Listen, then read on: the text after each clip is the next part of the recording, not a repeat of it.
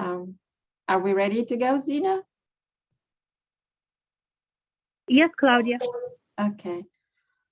Well, good afternoon, everybody, and welcome to today's webinar. I also want to congratulate you for having been selected for a Phase 1 award. My name is Claudia Cantoni. I am the Commercialization Program Manager for the SBIR and STTR programs here at DOE. And I'm going to introduce this webinar. The purpose of this webinar is to make you aware of a great opportunity that we're now offering to Phase 1 awardees. This is the Energy I-Core training for SBIR and STTR. This is a light version of the canonical I-Core program that was originally introduced by NSF, and it's been extremely popular among entrepreneurial scientists like yourself. And we have been wanting to offer this training for a long time, although the costs were high, so we had to plan carefully. But now this training is available and no cost to you, and we hope you'll take full advantage of this opportunity. I have to point out that this is an intensive program and requires a team effort. And because of this, we're not offering this program to everybody, but only to those of you who are really motivated in zeroing in on commercialization. But the application for this training is very easy. I will go over that after the webinar. It just doesn't take at all of your time.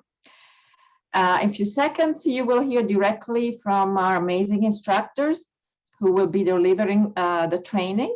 And also you will hear from a previous SBIR awardee. He is a founder just like you of a startup, and he went through our latest cohort and would like to share his experience. Also, I want to acknowledge that the implementation of this training is the result of a collaboration between us and the DOE Office of Technology Transitions. And we are very grateful to their work and their support. Particularly, we have here today Zach Bass that you see here in the picture. And he is the program manager who oversees the Energy I-Core that it's implemented at DOE National Labs. We work together with Zach and his team to stand up this current version of I-Core that is tailored to SBIR STTR awardees. If you want to ask questions, please type them in the Q&A box, and you're encouraged actually to ask as many questions as you want. We will answer them at the end of the webinar. And also the webinar will be recorded, and the recordings will be posted on our website. You'll see the link in slides that are going to come up. And with this, I'm going to hand it over to Max Green, one of our instructors, and he will go over the rest of the presentation. Take it away, Max. Fantastic. Thank you so much, Claudia, for the opportunity. We are grateful to yourself and to Manny for all of the support. Okay, welcome everybody. So what I want to just do a really quick introduction to the program. I'm gonna do a little bit of a program overview before we hear from Roloff, who's gonna share some stories from the trenches of walking through this program himself. And then I'm gonna pass it off to my colleague, Stephen Albers, to talk about the purpose of customer discovery, this process that we really leverage throughout this program. And then we'll follow up with Claudia's conclusion on the application process to talk to you about how do you be a part of this program in the fall. Okay, so as you know, the road to success in commercialization and entrepreneurship is wrought with turns, right? And this is one of the big reasons that DOE has put together this program, is to try and provide you the support mechanisms you need to build a really strong, viable commercialization plan and a strategy for your go-to-market. So that's why we are grateful to be here. So the instructors for the program are Stephen Albers, who's also on the call today, as well as Gene Redfield and myself. You know, together we bring over 50 years of entrepreneurship development and engagement across multiple spectrums.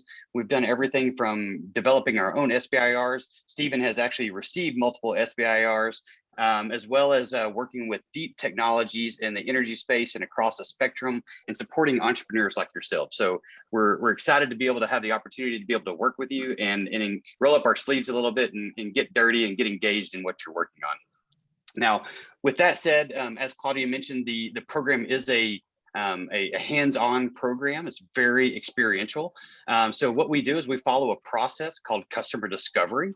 And this is to help us answer some very specific questions about your commercialization strategies, right? The goal here is to really unpack these ideas of what are the problems and needs that my customers prioritize? How do they define those things? How does it represent themselves to them, right? Like, how does that manifest itself? How do those problems become a reality? What actually motivates a buying decision within these organizations? Ultimately, companies don't buy anything, humans do, right? So we got to really understand what the fundamental motivations for those individuals are. And then how are they going to learn about our solutions and ultimately acquire them? There's a process that these organizations go through, and we need to really try to understand that to better position ourselves for success. Now, in this program, there's 8 virtual workshops. Okay, so we'll actually be meeting virtually quite a few times over a series of weeks. And in those workshops, what we focus on primarily is an introduction to the process, right? So more of the educational components. And then we also work to practice a little bit of intellectual honesty, right? So making sure that we are all working together to meet specific outcomes. In the in-between time, so between the workshops, that's where the real effort happens, right? So this is there's about 7 weeks worth of effort that we're expecting and requiring of participants, where you will actually practice the process element. So we're going to give you the tools necessary to move forward, but you've got to be responsible to go forward and actually do the hard work. So you're going to be reaching out to your customers, beginning to interview various stakeholders across your customer ecosystem, and then working to inform an evolution of your business model as you know it today. Now, as that said, the course logistics look like this, right? So we will engage in quite a few different meetings.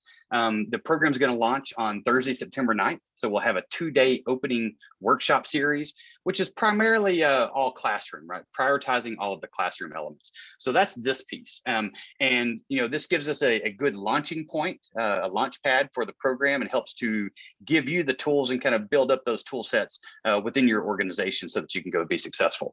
Now, the follow-on components, we're still going to meet in these workshops, but this really is where we prioritize those customer interviews.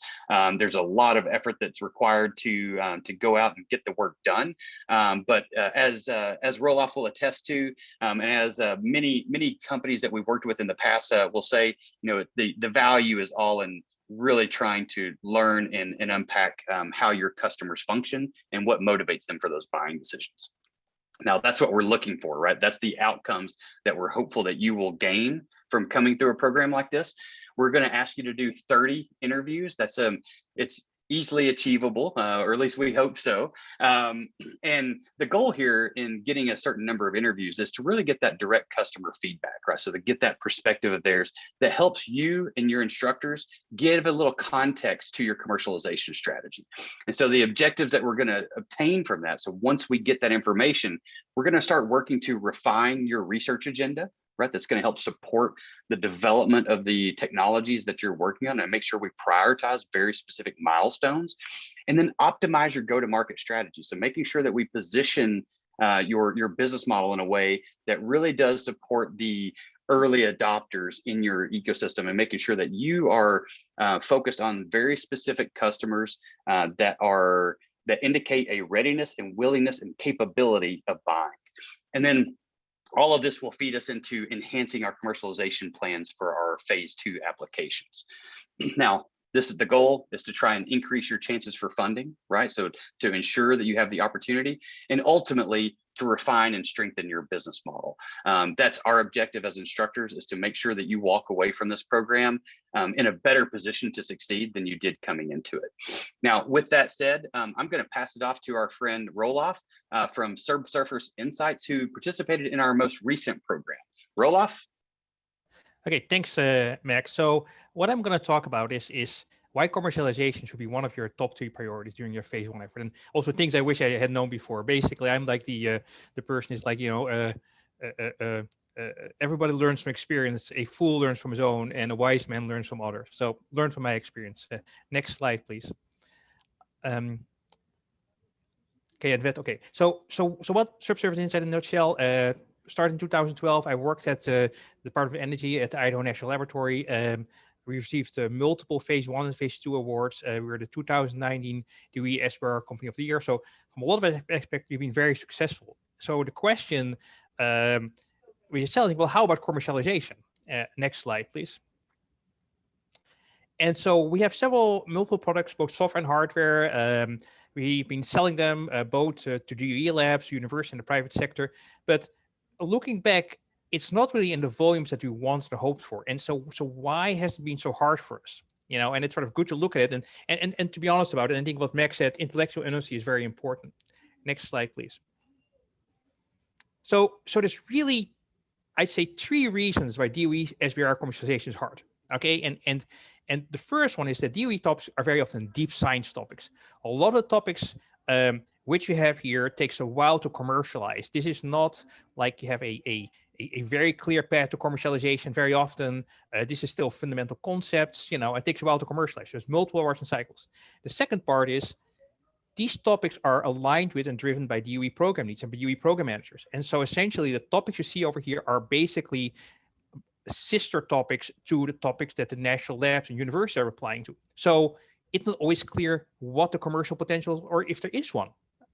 And then the last part is commercialization is not something which comes naturally to awardees. And that was very true about me.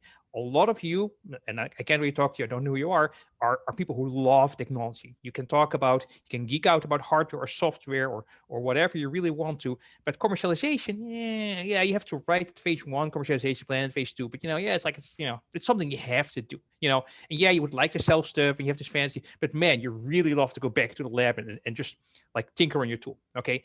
And by the way, if there's commercialization potential, that's not the program of the program manager or the DOE SBIR office. This is your problem. So your problem is to identify that. Okay, next slide, please.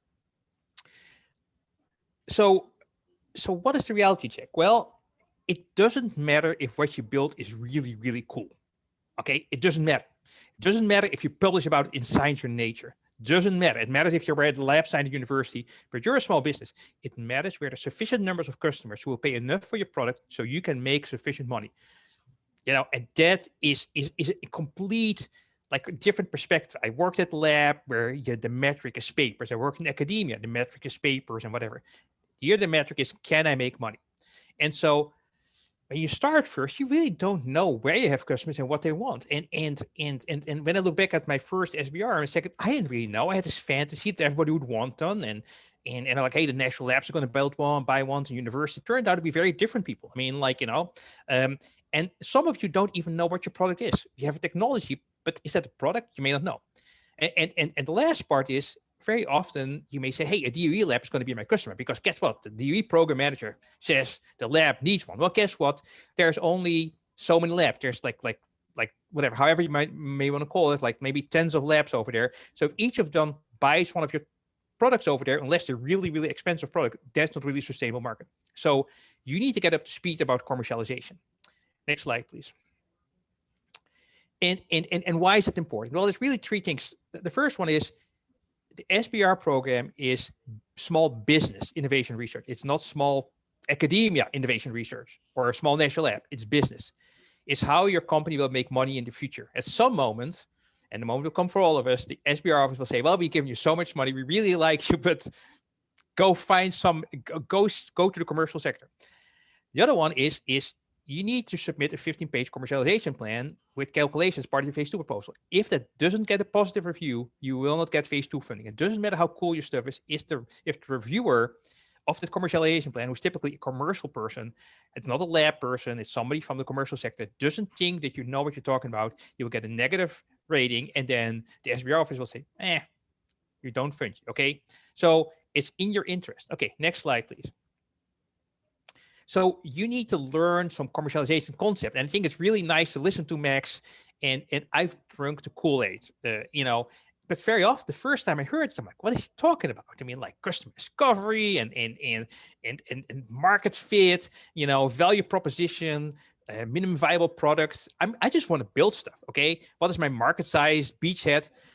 But the most important concept is commercialization is about solving important customer needs. So you need to find a customer who has a need, enough of them, and you need to solve their problems. And if you're not doing that, you don't have a product. You may have cool technology, but you don't have a product. Okay. Next slide, please. So what you need to do is customer discovery. And so you'll start with a number of hypotheses about like what your product is, and you talk to customers, and you maybe have a hypothesis who your customers are, what their top pains are, how they solve things, and how many are there. And most likely these hypotheses are completely wrong. I will guarantee that most of them are really, really wrong. And you will say, oh man, so you may say, I got this really great feature. And then people are like, I don't care about this really great feature, but I care about something else. Okay. And so you can only do customer discovery by talking to prospective customers, picking up the phone and talking to them. And that's very, very scary and hard because I don't really like to talk to people. I mean, I'm actually in the Delta Lounge and I had to take some wine before I could talk to all of you. So, but you have to pick up the phone and talk to people and not sell your stuff, but really talk to them. And I did it. And actually on my company, we had a team of 3 people. If you do this program, don't do it by yourself. Find another person, ideally 3 persons, and reach out and support each other because each of you will learn from each other. Okay. Next slide, please. So iCore, I wish this program had been around like 5 or 6 years ago. Okay. It is the best thing I've done. I've been like involved with both Dawnbreaker and Larder now, the CAP providers. The DOE iCore has really, and they have like useful capabilities. The DOE iCore really taught me to think differently, not to talk like a scientist or an engineer, but talk like a commercial person. And that's what you need to learn. Okay. So, it's a single best thing you can do for commercialization. And what I do in my company has changed for the better. And actually I'm on my way. I'm going to Europe both to see my family and also to talk to some customers who sort of like I discovered, and I'm visiting like in Belgium and the Netherlands and a few things there. And so go ahead, do it. If I can do it, you guys can do it. Any question, feel free. I mean, Claudia has my contact. You can reach out to me and I'll be glad to tell some more wars from my side. But it's the best thing you can do, and good luck on your SBR, and it's a super cool program. Okay, I think that's all I have. Thanks.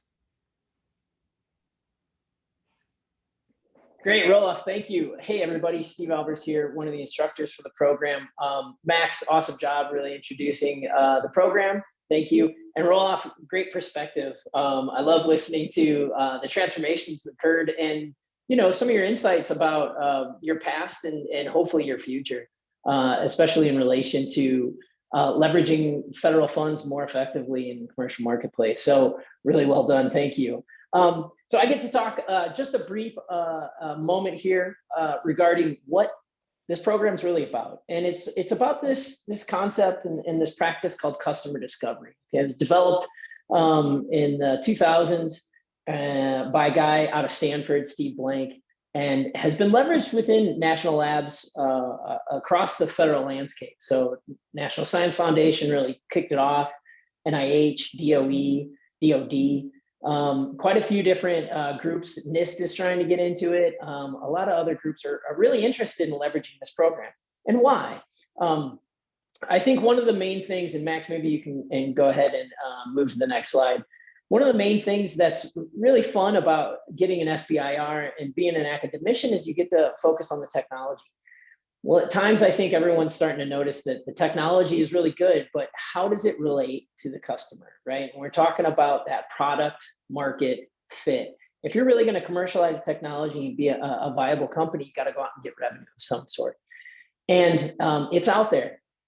It's held by these folks named customers, right? And this is the focus of the program, okay? Customer discovery starts with customers and trying to understand the customer, right? So we understand the technology pretty well, but how do we understand the customer? And how do we actually come up with a strategy, go out and query the customer in an unbiased manner to collect data that will help us strategize to develop a validated business plan? And that's what it's about. Within sort of the customer discovery circles, you'll see these cartoons often, and it's great, right? So one person says, if I were a teenage girl target, I would love our new product. Second one asks, have you actually talked to any to make sure? The third one says, what? And leave this room? It's tongue in cheek, but it's actually quite honest, right? How often are we making assumptions about customers based on all the work we've done with our technology? And I would venture to guess that it's often, right?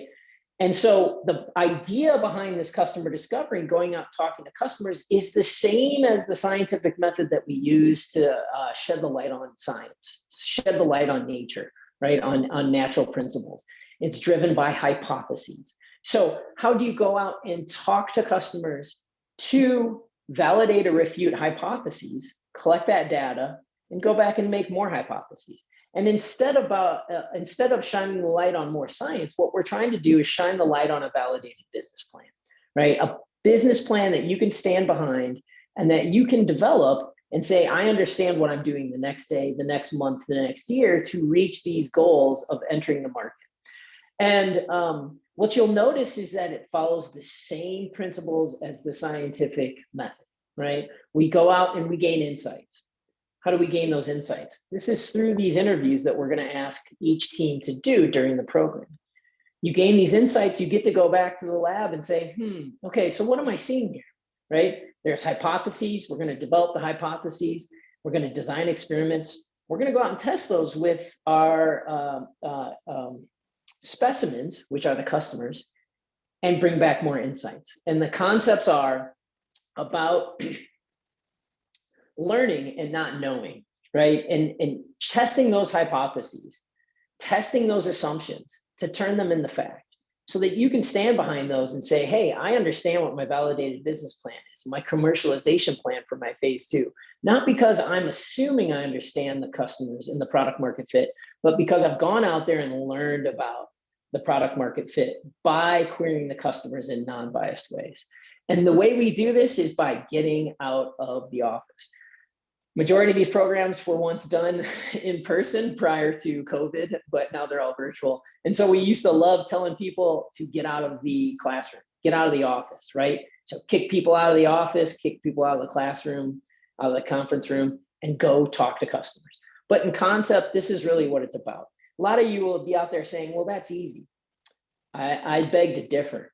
Unbelievable amount of bias that we bring into conversations with folks. Unbelievable amount of assumptions that we're making about the customers. Without going out and testing them the right way, you're basing your arguments on assumption. And I think that's a really important concept. Do you have a vision that you can build into value as you move through your business model? And that's a really important piece. And another important piece is that you get to now collect that data to argue your points so that you can say, hey, you know why I understand this? Because I've interviewed 25 customers, not because I've assumed it and that my team has assumed it. And I think that's a critical component. Max, you want to go to the next slide? And so why does this matter, right? And it's interesting to really start thinking about transitioning out of the federal labs, out of federal grants, and think about why, let's say, investors are interested in funding people, right? And the number one reason why many startups fail is not because the technology is not sound, is because there's no customers that have been identified. You develop the technology, you develop it in a vacuum without understanding your customer, and you take it to the marketplace, you got a lot of work to do. And if you do that too late, you've burned too much of your cash, and you can run into problems, right? The second biggest reason why startups fail is they run out of cash because they run out of focus, because they do not have focus, excuse me. And focus means really understanding who your first customer is. Not all of your customers. Many people want to say, hey, I could sell to here, to here, to here, to here, to here, to this market, to this market, to this market, to this market. Which one's first? Which one do you focus on? I'm sure all of you can understand this very succinctly, right? I'm a small business owner. We have a team of 6, SBIR, phase 1, phase 2 out of NSF, investment from private investors, and our hair is on fire with opportunity. We can't focus on it all. Focus is unbelievably important to find how you make that path to market work, okay? And, you know, many people want to stand by their assumptions. The great thing about this program is that you get to learn from the market, and pivot. Pivot is good, right? Changing your path based on what you learned from the commercial markets is absolutely critical and applauded, more than seen as sort of a failure. And I think that's a really important component, because the more you can pivot, the more it means you're listening to the market, really understanding what the market is telling you, what the customers are telling you, and how you can really develop a product market fit that's based on unbiased information. All right, Max, you want to go to the next one? So just to reiterate, it's a virtual program that we'll be running. We're looking at an 8-week program, 9 virtual workshops, about 4 hours each. So there may be some workshops that are longer. The initial workshops are longer. The program workshops are a little shorter, but it's about 15 hours a week for each team member. And I can't stress that enough, that bringing a team to the program is unbelievably valuable.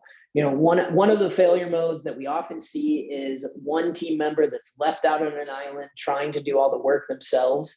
And that's quite challenging. So I want to highlight that team is absolutely important, but it is a decent amount of work. Hopefully, you know, Roelof's discussion has really sort of changed your mind in terms of, you know, the value of that work. But it's important to understand that this is a time commitment. And the expectation is that if you're not going to put the time commitment in, you're probably not going to see much success, and vice versa is also true. So one of the great things about this program is that we try to practice intellectual honesty, where we are open to customer feedback, to things that may not jive with what we actually think is true, right? Challenge your assumptions. Pivot if you're finding that the product doesn't fit the market, or the market doesn't fit the product, and you're open to alternative commercialization pathways. I think that's absolutely critical. Really being open to learning from the market and adjusting as appropriate. And a lot of people, a lot of smart people have challenges with that, right? Because it means that you may not be right. And smart folks love to value themselves on their intellect. This program is great because we've all been beat up. I'm an instructor, but you know, I'm in the middle of growing a company right now, and I get beat up on my assumptions all the time within my company. So, you know, I can relate. Max does this with so many teams across the world that he has seen everything and appreciates everything. And so this intellectual honesty is absolutely critical. And it's actually quite fun to get into it and really understand where your assumptions are right, where they're wrong, and how the market really sees you as a growing company. And this, you know, I can't stress enough either, and I'll leave it here and pass it back to Claudia here in just a second. But, you know, getting the content associated with this program and the learning that you'll get from interviewing customers and being able to prepare yourself for a really great commercialization plan for your phase 2 application, I think is one of the biggest values. It really seems to lower the blood pressure of many individuals going into writing that commercialization plan, because it's based on knowledge from the market, and it's really hard to argue with. And so I'll leave that there. Really excited to work with everyone. Great to see so many people on the webinar. And Claudia, I'll pass it back over to you. All right, thank you, Steve. I'm just gonna now tell you the steps that are required to apply and for selection. As I said, it's very simple.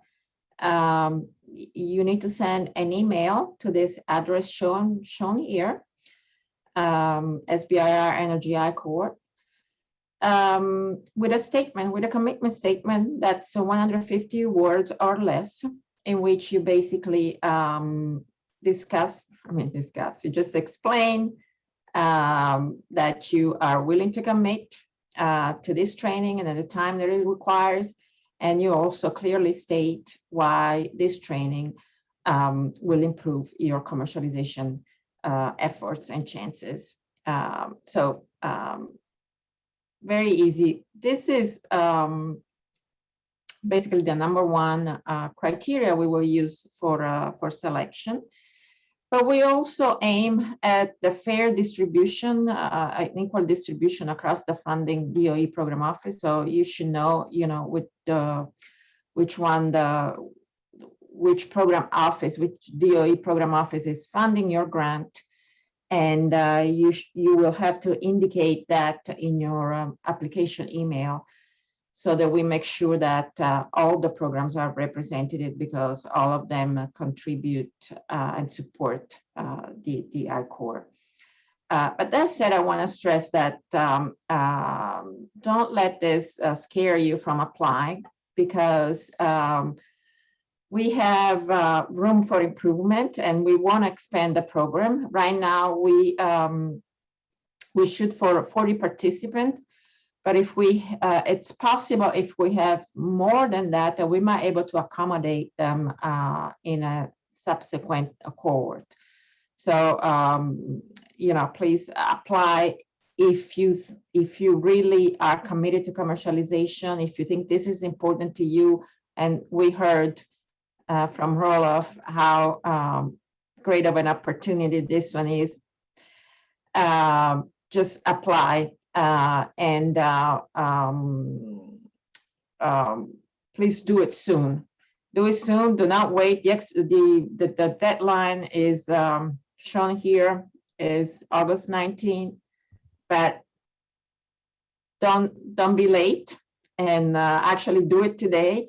We need to get you started so that we can offer the best value to you. We can get the instructors organized and really deliver a good experience for you. As far as the COVID situation, so this cohort will still be virtual. We hope that we will go to to real in-person training and an in-person interview, customer interview once the COVID permits. For now, this is still virtual. So your time, so this training is at no cost to you, but your time that you spend on this, and it's going to be roughly like a 15-hour per week, cannot be directly billed to the award, because the way the awards are set up, this is not an R&D expense. We went over the duration. Is going to be 7 weeks, so we'll conclude on October 29. There might be some program managers that will like to attend the initial and final sessions, and we welcome those. Actually, if you would like to invite your program manager, please do so for your final workshop pitch presentation. You might want to do that. And that's totally up to you, and the program managers are totally welcome. They know about this training and they're supportive of this training. Final word on the compatibility with the commercialization assistance program. So you don't have to pick one or the other. You are actually encouraged to do both of them. The I-Corps, that's why we position the I-Corps before the CAP, because the two are actually complementary. And what I learned from the previous cohort is that basically the vast majority of the people that used I-Corps also went successfully through the to the CAP, and actually the I-Corps was beneficial to them in deciding what service to pick from the CAP menu. So I think I'm done with my part, and here we actually have today also Manny Oliver, the director of the SBIR CTR program, and you don't want to forget about that. So Manny, if there is something that you would like to add, please go ahead, and we'll also after that try to answer the questions. Yeah, hi Claudia, thanks. This is an initiative we started last year. We're really thrilled to have been working with OTT and the Energy I-Corps team to bring this to you. And like I said, the feedback we've heard from our small businesses, and you heard from Olaf, been extremely positive. So I do want to encourage you to apply. We are learning as we go through this, and I think are trying to make sure that it's it's beneficial for everyone. I think in your application, I do want to point out, please include your award number. That's some of you. We do have some awardees that having more than one award. So Please include your award number.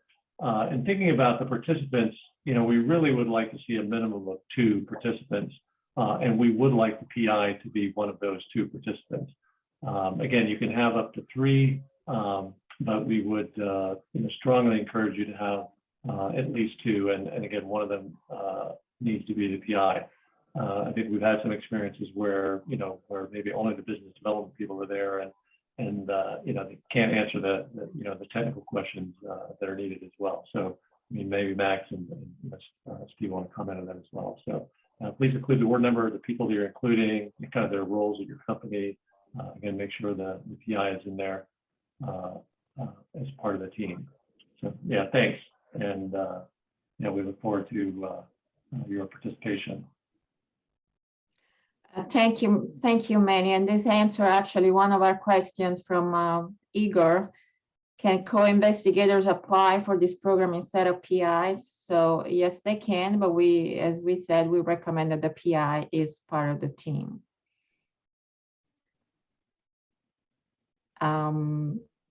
At this point, I think we are ready to answer questions, and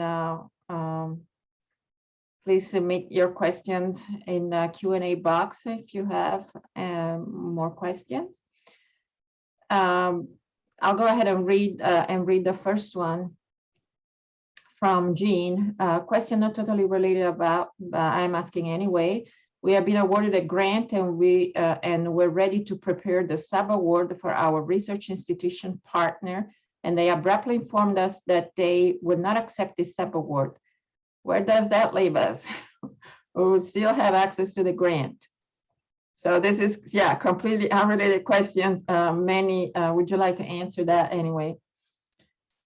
Yeah, so, situations like this happen both, before you get and sign off on the award or after you sign off on the award. Changes like that will need to be sort of approved by your DOE program manager and the contracting officer. So if you're currently, if you haven't actually received the award yet, work with your grant specialist and notify them of the change, and then how you plan to address this change. This may result in some delay because we have to get back to us on how you're, with a revised, project plan or revised budget as needed. But yes, it doesn't mean that you have to forfeit the award. We just need to make sure that any changes are approved by DOE. Okay, so do we get any funding for this program? So you're not going to be paid for this program, but but this is free to you basically. And as we said, you can't charge your time that you spend on this training on the SBIR grant. Next one. Is there an award after we complete interviews and training successfully? No. So there is no award, and I understand that other type of ICO training or other experiential trainings have some kind of award, but no. In this case, basically the award is your satisfaction and ability to perhaps write. Hopefully, really write a compelling commercialization plan and understand how to go about commercialization. So.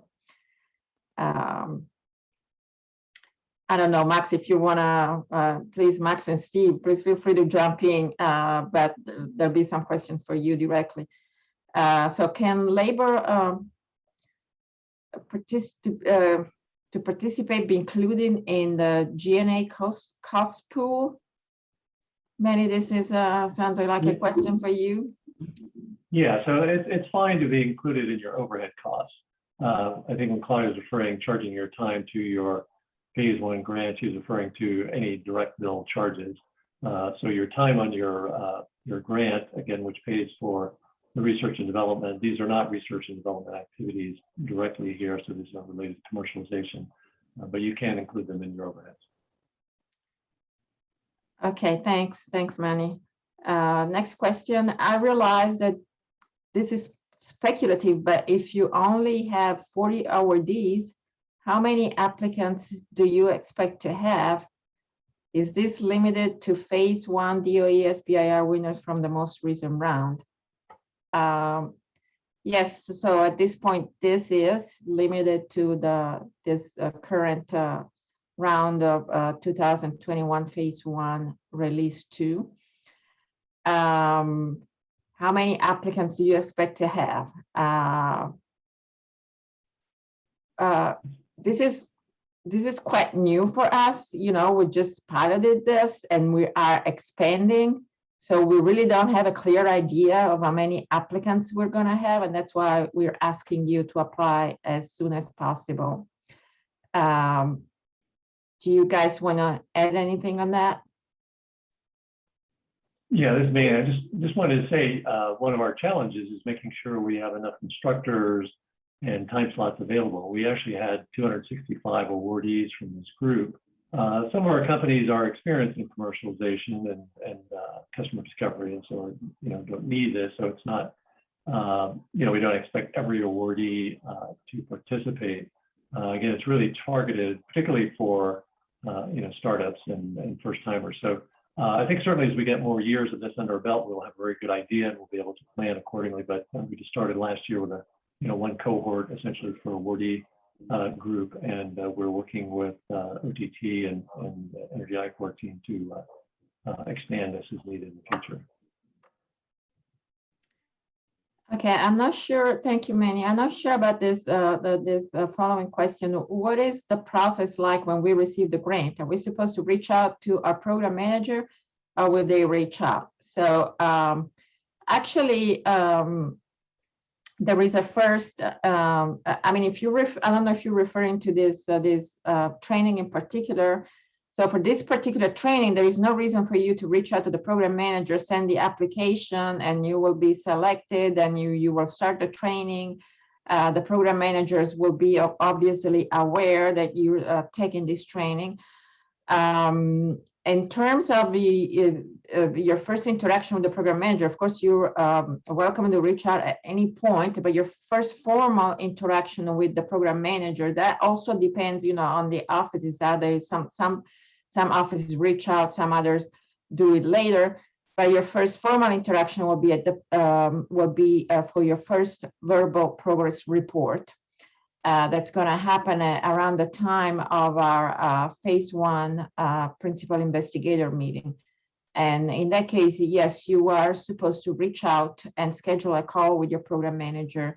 And it's going to be like a 30-minute call in which you will discuss your progress. And that will happen basically at the end of October. Yeah, I would like to add that a lot of the program managers are happy to hear from you. And certainly have any questions about, your grant and where you're going, and maybe something's changed since you applied, and have some other thoughts. So if you want to bounce those out to your program manager, you're free to reach out to them at any time.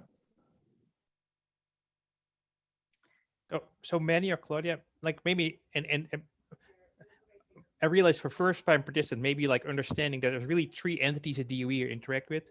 There's the program manager who basically author the topic grant. Then there's the SBIR office, like with Claudia and Manny, who sort of like do a lot of the administration and you interact with. And then the Chicago people who deal with the financial things. And these groups know about each other, interact with each other, but they have like different roles in the whole ecosystem there. And so this whole program is really through the SBIR office. Yeah, so Roloff, thank you. That's very right. So if you have questions regarding your R&D and how you should proceed from a technical standpoint, also to meet objective that will be considered valuable for a phase 2 application, then you should really go to your program manager, really converse and discuss with your program managers.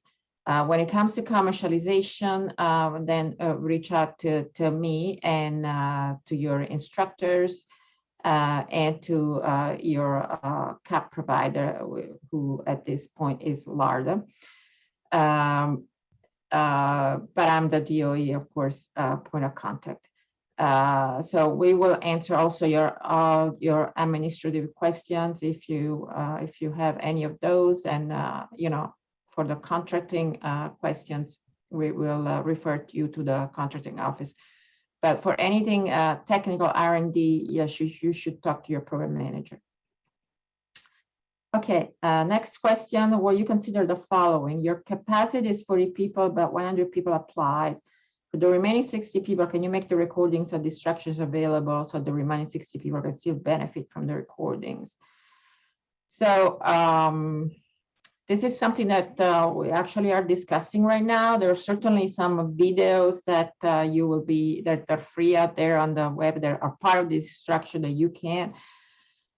We haven't recorded the instructions so far, but it's something that we could do possibly. We'll have to discuss that, but we are also looking at the possibility of if we have enough applicants to actually have an additional cohort that will run right after this one that will end in October. So, there are ways we are trying to accommodate people. What we really want from you is commitment. Does that make sense? Yeah, Claudia, can I add a few comments there? Sure. I just wanted to say to add on to Claudia's points, the real value of the program is more in the coaching through the process, right? So I think it was mentioned earlier in one of the Q&A about reading the Eric Ries and the startup manual by Steve Blank and things like that. This content and what we deliver is based on all of those structures around the lean startup and kind of how to engage with your customers. But the actual practice of it is so much more difficult, right? And so what we do is we kind of manage that intellectual honesty, like Roloff mentioned, and support the development of your team to help try to catch those biases and identify the insights that you need to help try to drive some of those decisions internally within your business. So really it's help building that strategy internally and giving you the ammunition you need to actually move things forward and build your business. Yeah, I appreciate, Max. So the value of this training is really doing the work part. It's really those customer interview, and that cannot be replaced by video, by recording. Okay, next question. If we don't get selected to participate, can we still sit on the virtual workshop? So then again, I would say the answer is no to this one. I mean, that really it goes all together. It's the workshop and the effort you put in, it's all one. And it really takes that much to benefit from this training. Otherwise, it really doesn't make much sense. Or would you agree, Max? Yeah, I do. I think again, it's similar to the videos. I think we could absolutely provide you the access to these, but it's more about walking through the process, and that's kind of why Steve and I and Gene kind of set this up where it's like there's certain content, educational development, where we really work more with the teams that are participating. So we develop this around their needs and their expectations. But then it's also the back end it's all of the work that you have to do as a company to execute on the process elements that we build in, right? And I think that's the real opportunity to develop. But I think we are, as Claudia mentioned, there's a lot of discussion happening in the background about how to accelerate this and to be able to support more and more of you. So I'm hopeful that will come together relatively short order. So stay tuned. Steve? Yeah, and if I can add something there, I think this relates to your application, right?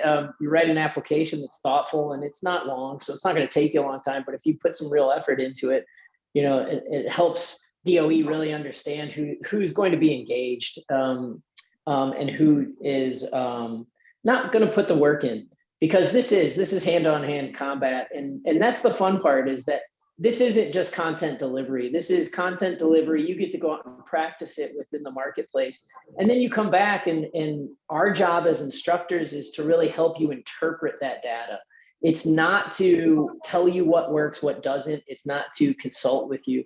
It really is to help you coach through the content that you bring back to the table.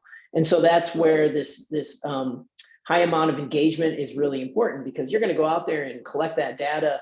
And us as program instructors will help you interpret it, help you filter through it, help you really try to see the trees in the forest. And I think that's a really important piece. So I'll just throw that out there. And this is Manny, just going to jump in. I also don't want to be recording, these sessions that we're having, because again, you as small companies are going to be asking questions about your particular business and your customers, and requires us to get permission from everybody about that. So we generally want to have those sessions to be private between the instructors and the companies involved. So we won't really be doing any recordings of that. I think it was mentioned earlier by some of the people who are participating that the methodology and sort of the the content of this is available from books by Steve Blank and others. So I think that that information is certainly out there, but we won't be actually recording these sessions, which are again, not that there's necessarily confidential information, but I think maybe just questions people don't want to be shared to the public. So. Yeah, thank you, Manny. That's a very good point. So we have two questions here that are not related to this, but I'm going to read it anyway since we have time. While we're waiting for the funds, are we allowed to start the work, or should we wait until the money shows up in our account? And related to that, to receive our grants from ASAP system, do we bill the grant as reimbursements post-spending? What documentation do we need to provide? Can we charge for expenses prior to spending? So Manny, you can help me with these questions. Yeah, sure. It depends on their so finalized. Yeah, go ahead. It's best you answer that. Yeah, so just so that you know, you do need a signed agreement from the contracting officer to finalize your award, and then money would show up in your ASAP account. That's kind of when things are official. Prior to that, you can actually charge expenses incurred up to 90 days in advance of the signing of your award. So you theoretically can actually go back in time and start it even a month or two ago in terms of working on the project and incurring expenses. The challenge is that until you get a signed award, those charges are at your own risk. If for some reason your award isn't signed, you've incurred those expenses at your own expense. So just to let you know about that before the ASAP account is set up. Once the money is in ASAP, it is based on reimbursement. You will just draw down funds based as you incur them, based on your accounting system. So you cannot sort of draw them down in advance. You can't draw down the full amount. And you don't actually submit any documentation. If there's any reason, there's an audit or something, somebody might be looking at that, but we usually audit phase one awardees. But the principle is that you are being reimbursed for the costs that you've incurred. All right, thank you very much, Manny. The other question is, will you schedule the 4-hour iCourse webinars to work with all US time zones? Our business is in Hawaii, 6 hours. Yeah, yes, that we'll take that in account. The webinar is scheduled starting at 12 p.m. Eastern time, right, Max? Around that time, so everybody will be able, with some effort, to attend.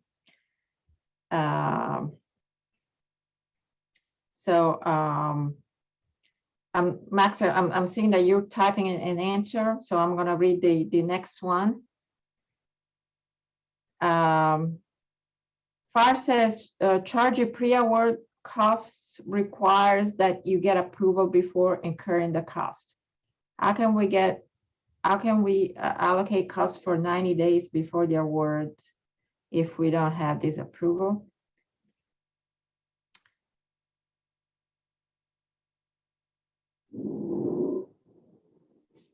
Sorry, Kelly, can you just repeat that? I didn't see.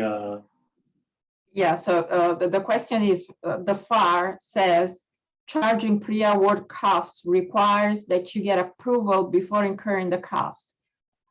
So how do we allocate costs for 90 days before the award if we don't have this approval? That's related to what you were saying before. Yeah, and so again, those pre-award costs are at your own risk. If you don't get the award, you will not be able to be reimbursed for that. So in that sense, we're not approving them. Our approval would imply that the award is a given or is done. So we will not approve pre-award costs. But you are able to, again, pull down, draw down from ASAP those costs that you incurred. Again, you should have documentation supporting that, but we will not pre-approve those charges. Okay. We still have a few minutes left in case there are any more questions. Please feel free to type them in. But besides that, I think we have discussed pretty much all the points we needed to.